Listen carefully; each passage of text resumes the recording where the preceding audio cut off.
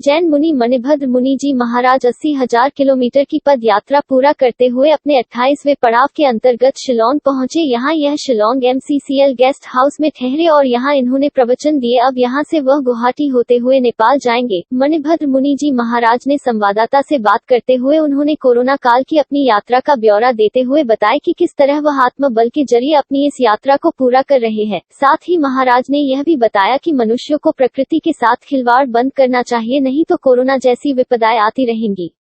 प्रदेश में हमारी पदयात्रा हो चुकी है, तो अभी तक हमने 80,000 किलोमीटर की पदयात्रा पूर्ण की है। और ऐसा पूर्ण करते हुए सर्वोदय शांति पदयात्रा, क्योंकि सभी के लिए शांति आवश्यक है। हर प्राणी सुख शांति से जीना चाहता है। हम किसी को सुख नहीं दे सकते हैं, तो किसी को दुख देने का अधिकार हमको नहीं है। हमें सब प्राणी को सुख मिले, सभी को हम सुख दे सकें, ऐसा शांति का संदेश देते हुए अहिंसा, भाईचारा, सहिष्णुता, दया और करुणा का संदेश देते हुए हम लोग जैन संत विचरण करते हैं। और विचरण करते हुए आपके इस क्षेत्र में आए हैं। किसी तरह की जिज्ञासा हो तो आप इस विषय में पूछ सकते हैं। इसके बाद आप कहाँ, किस राज्य में जाएंगे? हमारा क्योंकि शिलोंग में आना हुआ, शिलोंग से वापस हम लोग 15 दिसंबर तक गुवाहाटी पहुंचेंगे। 15 दिसंबर से लेकर 1 जनवरी तक हमारा गुवाहाटी में रहना होगा। वहाँ पे विभिन्न क्षेत्रों में सत्संग वगैरह का कार्यक्रम होगा। फिर वहाँ से गुवाहाटी से 1-2 दिसंबर को हमारी यात्रा सर्वोदय शांति पदयात्रा फिर आगे के लिए प्रारंभ होगी।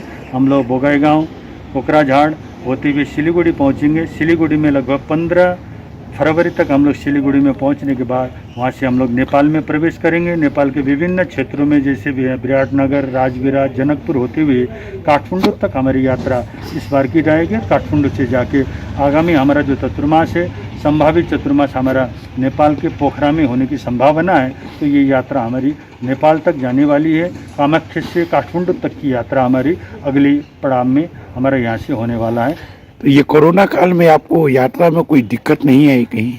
हम लोग जब कोरोना काल या जो हमारा लॉकडाउन का समय था, हम लोग कोकराझाड़ में आसाम में हमने प्रवेश किया और 2-3 दिन के बाद ये समस्या हुई। और उस समय हम लोग 2 महीने तक एक ही जगह पर रहे। उस समय हमारी कोई दूसरी यात्रा हमारी नहीं हुई। और कोकराझाड़ में हम लोग 2 महीने रहने के बाद लॉकडाउन खुला। उसके बाद फिर हम लोग बड़ी सावधानी से यात्रा करते हुए, पदयात्रा करते हुए, क्योंकि हम लोगों को विभिन्न क्षेत्रों में रहना होता है। लोग डरे हुए थे, लोगों को रुकने की जगह देने में भी समस्या हो रही थी, वो हम अच्छी तरह से जान रहे थे।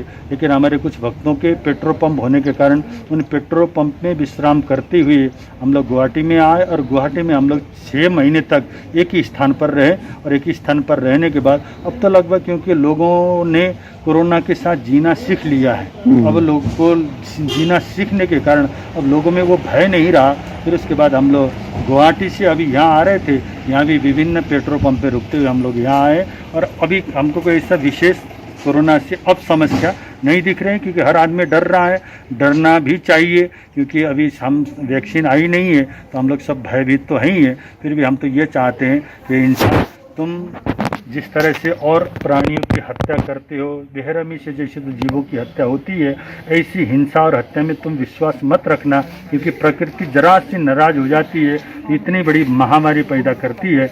इसलिए कोरोना के समय में जिन जिन आत्माओं ने परलोक में जिन जिन आत्मा ने ये इसमें अपनी जान गंवाई है, उन सबको तो हम संवेदना देते ही हैं। और जो भी व्यक्ति अभी हम लोग कोरोना से लड़ रहे हैं, आप लोग अपने आत्मबल को मजबूत करें। आध्यात्मिक शक्ति ही हमें ऐसी महामारी से बचा सकता है, जो संयम से रहता है, सदाचार में जीता है। और आत्मा पर जिसको विश्वास होता है और अपने आत्मा को, मनोबल को मजबूत बनाता है, वही ऐसे समय में, अपने संघर्ष के समय में वो सहन शक्ति को पैदा कर सकता है। और सब अनुकूलता से चल रहा है। धन्यवाद महाराज जी, आपका बहुत बहुत